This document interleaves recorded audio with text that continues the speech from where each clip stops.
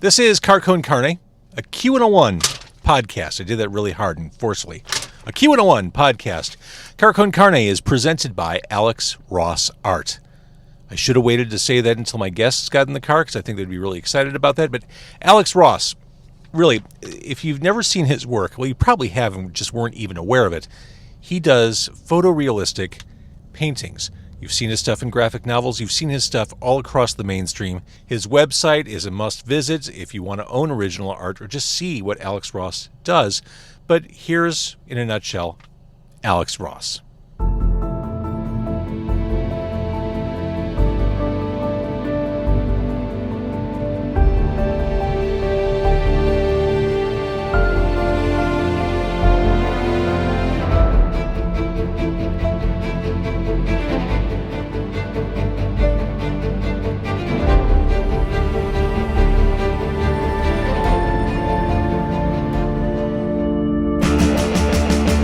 It's Car Con Carne.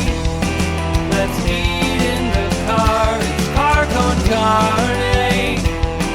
And now here's the star of our show, James Van Alstyne.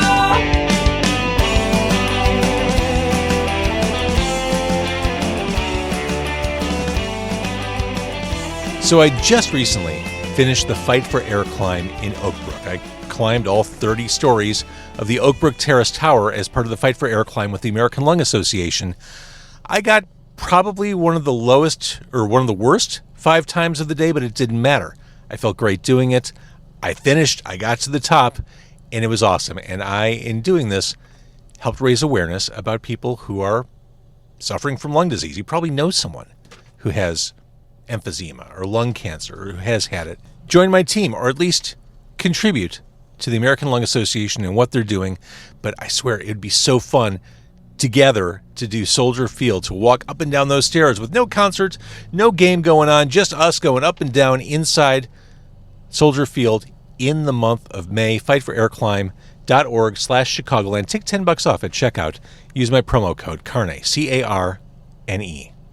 A smart home connects virtually all the technology in your home. With an easy automation installed smart home system, you and your family can control nearly every device and system in the house in ways that are easy and, fun to use.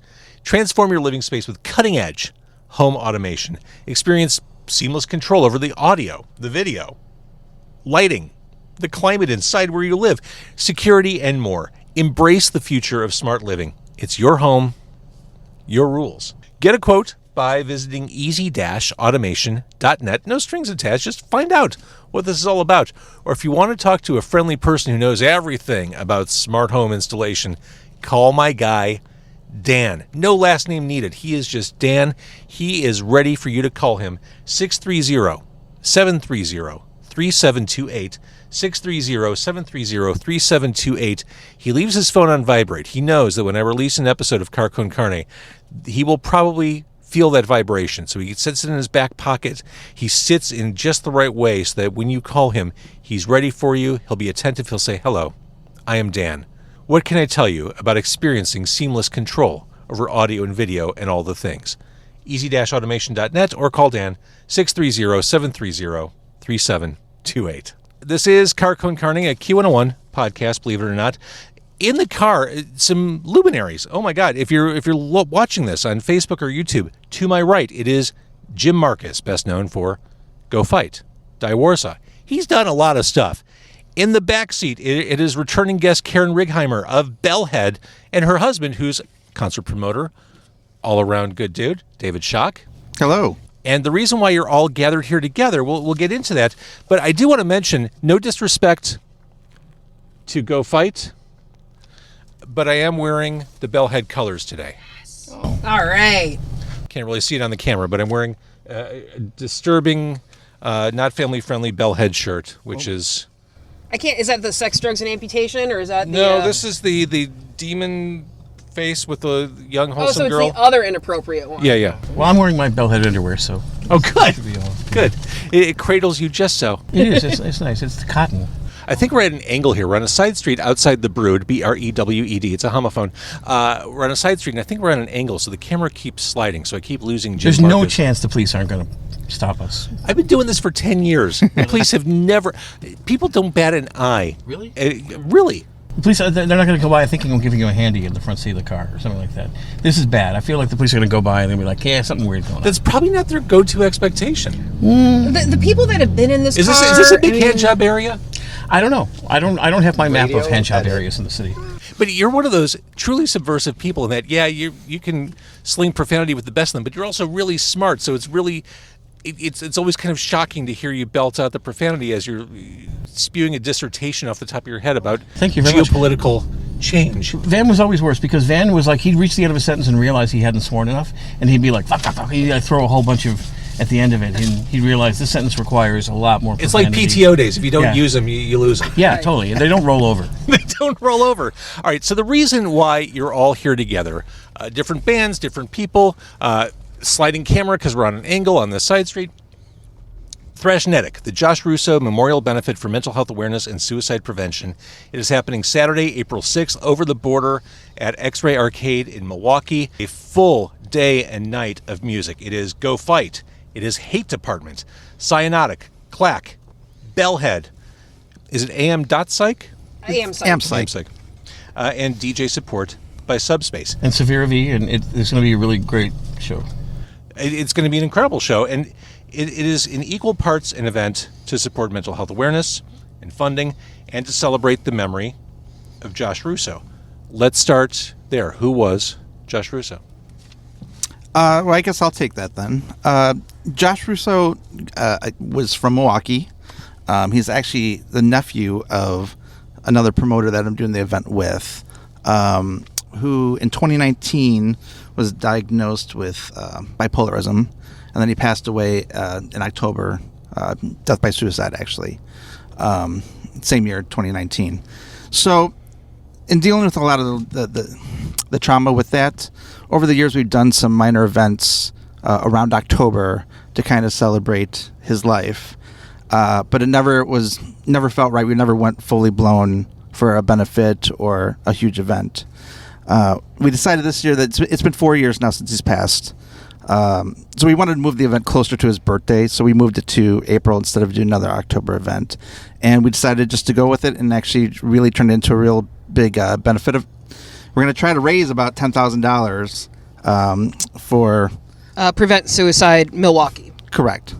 Which is something I think all of us, all the groups involved, are like really passionate about. You know, when we talk about like cold waves in general, I think a lot of us have been really committed to the idea that we want to make sure our audience knows, the fans know that like they mean something. You know, and when they wake up in the middle of the night, they don't feel like they mean something. That's an illusion. You know, and I think this particular scene has been really powerfully involved in the anti-suicide movement for a long time, and I think a lot of it's because of the fact that you've got people who are awake all night. And you've got people who, like, their moment of crisis happens at 5 in the morning, 3 in the morning, and they feel like they might not have anything to call. And I think that Cold Waves has done a great job of pulling people together and making sure that their phone book is full of numbers of people they can call. And I'm hoping that we have the same kind of response where you see people understanding there are people I can reach out to. Some of the stats that are on the Facebook event page.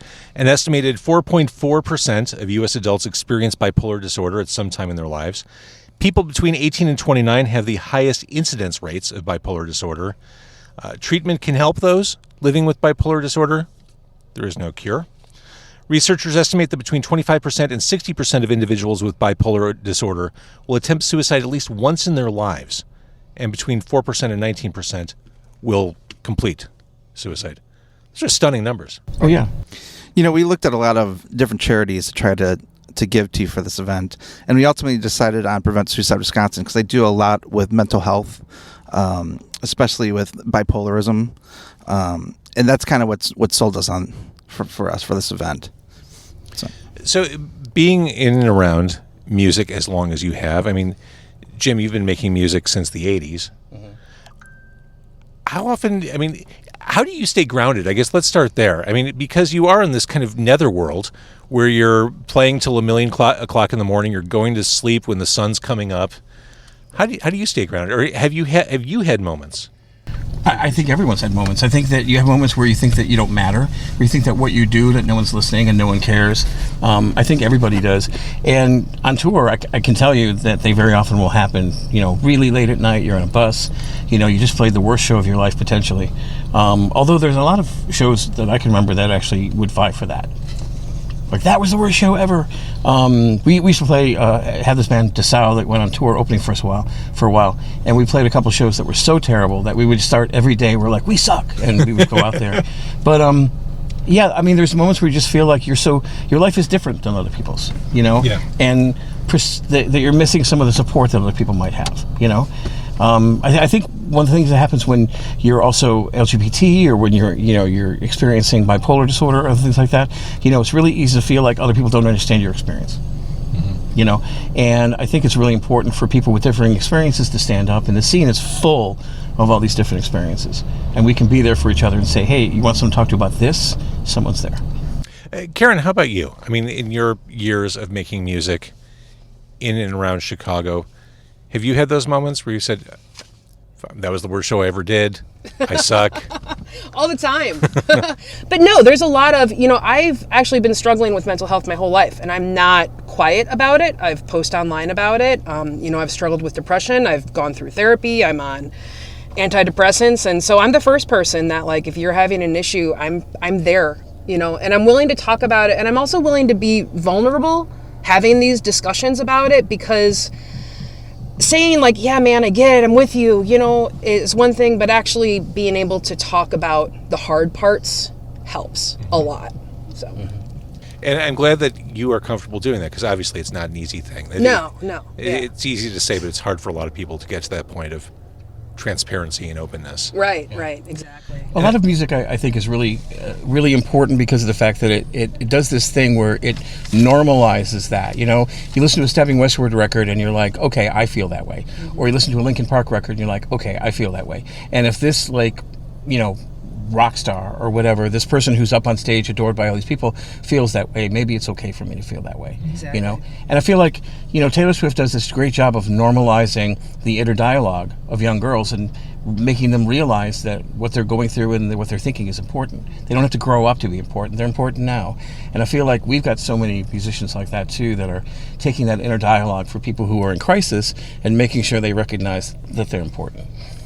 That was one of the best ways to describe Taylor Swift's impact that I've heard. That's why the right hates her so much. They hate the idea that young girls are important. It's a group they have no control over, that they really can't do anything with. They hate that idea that this group of people can be really radically important, and they hate her.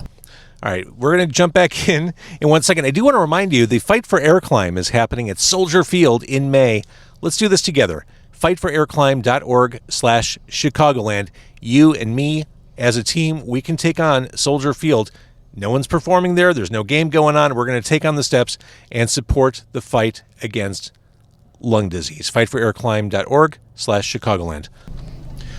Going back to Bellhead for 1 second, the last time I think I saw you, Karen, was at Bellhead at Empty Bottle. Yes. And you two were great. Thank you. The whole band was great that night. The whole two of us were great. They sound big. They don't sound like a two-piece. They sound like they don't. Yeah. If you were looking at the stage, you'd have no idea. No, and that was always been the point, right? Like, we've never wanted to have. We decided, like, this is going to be a two-piece. But how do we make that sound fill the room, and how do you have a show that's interesting, right? You don't want to just be one person on stage and, you hit play on your computer and it's kind of a glorified karaoke, right? Like, you need to engage the audience, and you need to put on a show and have fun doing it. And that's what we do. And even now, like, we continue to expand kind of our music.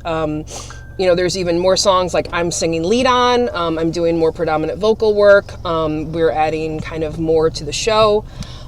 So we're definitely we're expanding, but still staying as our two-piece. So I was going to say, Jim brought up a really good point early about kind of the Chicago scene making you feel like family, and making you feel that there are other people that are going through the motions that you are. I wouldn't even add that the Milwaukee scene and Madison scene, Milwaukee is just a suburb of Chicago anyway. But a lot of these bands, they resent you saying yeah, it's all right. I still say Milwaukee Fest instead of Summer Fest, whatever. But a lot of these bands still intertwine, and they're always playing shows together. They're playing in Chicago, we're all playing in Wisconsin, back and forth. So it shows you how, even though you're 2 states, 3 cities, you're still that close. That everyone is going through the exact same things. It's just better cheese over there. Well, yeah. I'm surprised that more people from Chicago don't go to Milwaukee shows more often. If you're going to go You'd be an hour to surprised. Tinley Park to see a Shed show, why not go 75 minutes to the rave? I mean, it's funny because I walked into this interview and I'm wearing a dress shirt, so you said I was overdressed. But 35 years ago, that's what attracted me to the scene.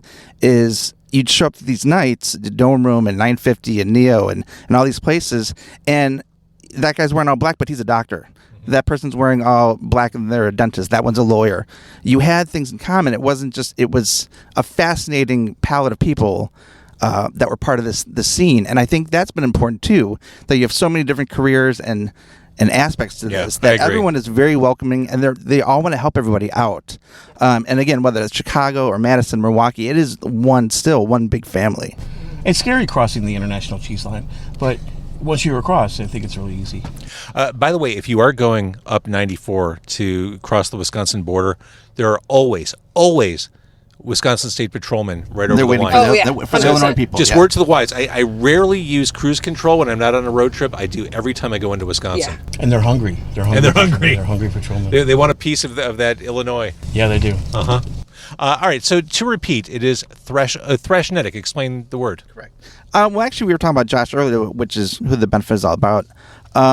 So first of all, it's real important that this event was all ages to us. Because when I first met Josh, he had to be 12 or 13 years old. Really? Met him at a chem lab show. Because in Wisconsin, you can be young if a parent brings you with. So it's basically all ages. So I met him back then, 12 or 13, and he just grew into the scene and grew into his love of the music. And he started doing accessorizing on leather jackets. He was making battle jackets. Bling, battle jackets. So he was doing stuff for ChemLab and Cyanotic and 3 Teeth. Some of the bigger bands were actually pay him to do accessorizing. And he started a company. It was actually called Thrashnetic. Clearly it didn't get too far off the ground because his passing. So we decided to roll with that for the name for it. I think that's great. So Thrashnetic, the Josh Russo Memorial Benefit for Mental Health Awareness and Suicide Prevention. It is 4 p.m. until 11 p.m. It is all ages at X-Ray Arcade in Milwaukee. You get to see GoFight with Sapphira Vee. Who's Sapphira Vee? She is like a pretty powerful woman in the scene right now, and she has her own radio show, Situation 47, and she's been doing a lot of really good work exposing people to a lot of the women in the scene and making sure that they get equal play and everything like that. And her own records, she has a record called Fortune out right now, which I think is really good. Kind of dark dance, but like there's some very cinematic and some very kind of beautiful moments. Sold. Hates Apartment, Cyanotic, Klack, Bellhead, am.psych, and DJ support by Subspace. All ages. I worry that here in Chicago, all ages opportunities are fewer and farther between. They're certainly very different from when Jim and I were younger lads. Oh yeah, they really are. I mean, I can tell you promoter-wise, it's the cost analysis doesn't work out for it. Because a lot of times they need more security, more rules. It's a lot more to get a room then. So it's financially, you don't see the bang for your buck when you try to book an all-ages show. Right. And the scene is hurting because of it, because we don't It get, has to be. We don't get that kind of influx of young people who feel like this is for me. Mm-hmm. They don't feel invited. They don't feel welcome. And it's hard to feel welcome when you buy a record when you don't feel welcome at the show. Right. And also, I think, a lot of us, especially in the dark scene, we're of a certain age, right, where we have families, and many of us, many even have adult families, but like we have 2 kids that are 10 and 13, and we want nothing more to take them to concerts and have a rad time with them, but we can't, but it's very hard to try to find those all ages moments. And there's a totally different energy too when you get a bunch of 10 to 15-year-olds in a room that are just loving it. Like, it makes everything like the whole room lights up. And Wisconsin has it. They have a ton of all ages venues, and they'll do punk shows, they'll do metal shows, all this stuff, and it is very welcoming. And the kids are all into it. They buy up all the adult small T-shirts. Yep. You make a lot of money there. Make the small T-shirts because no one else is buying those. Right. And you remember? I mean, I brought Mission Dakota, my kids on tour constantly, and right now Mission Coda, Donna, my kids, they come to our shows. But like, I remember being in the shows where Coda was 7 years old selling T-shirts, and I had to fight to get him in there. I mean, my club. It's like an Upton Sinclair situation you had going on there with child labor. They got to earn their keep. Absolutely, it was the jungle. It was 100% the jungle. And I remember I grew up with crosses on my hands, playing drums at Exit when I was 16 years old and stuff like that. I know what it means to be like environments like that. I don't think they're bad environments. I think they're places where people get to experience what's in their head anyway. Yeah, I totally agree. All right, well, I think this is a wonderful thing you're doing. And it's been said in different ways throughout this interview, this particular scene, the dark scene. I've never heard it called the dark scene, but that's a scene I want to be aligned to. The dark scene, really coming together and understanding the toll people take and the value we should be placing on mental health awareness and support. So I think it's a wonderful idea and a wonderful event you put together. Well, thank you. So everybody, thank you for jumping in the car. Thanks. And talking. Great to see you all. Jim, it has been a while since we last saw each other. This is long overdue. Yeah, definitely. Miss you. Yeah, I remember when we at Q101 million years ago. Million years ago. You did all those cool website. You did all the web design for Q101.com when we launched. We had so much fun, and I feel like Q101 was they really let us get away with a lot of stuff. They did. They did a lot of stuff they let us get away with. Well, when you're successful in making money, you can get away with murder.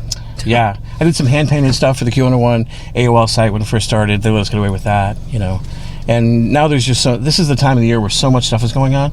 I know you guys have a lot of stuff going on. I have a lot of stuff going on. What kind of stuff you have going on? Why don't you tell us about it? Pimp your wares. Well, all right. So I personally, I have a record called Mecha Disco, which is a concept record I've always wanted to do. I've been working on it for the last 2 years, and it'll be coming out after the show. And so I'm really excited it's finished. I'm doing a listening at my art show. I have an art show coming up between the 22nd and the 30th with about 80 pieces of art that I've been working on for Where's this a long time. It's at Studio Q. It's on Milwaukee, and it's 2328 Milwaukee. And I'm really excited by this because it's a week-long show. That's awesome. And a bunch of my friends are pitching in. Steve Silver will be there. DJ Fleshbot's doing the opening night. And I feel good about Steve Silver. You mean Raconteur? Steve Silver? Yes, yeah, exactly. The Chicago icon. He doesn't like that because it makes him feel old. But we're doing this show, and I'm really excited about this Thrashnetic show. We're trying to get ready for a GoFight tour movie in the future. I've been working on this movie with some friends about the kind of anniversary of the disco demolition. Oh wow! Trying to tell from the other side exactly. Oh wow! And so we're trying to kind of paint a picture for people so they really understand what happened. Spoken from the side of the actual records being thrown in. Spoken from the side of the White Sox baseball players of the community who recognized what was really going on. Gotcha. Okay. And of course, we really couldn't get an interview with Steve Dahl, but there's interviews with everybody else. And I feel like we've got some really powerful stuff, and I feel like people will understand this period in history better.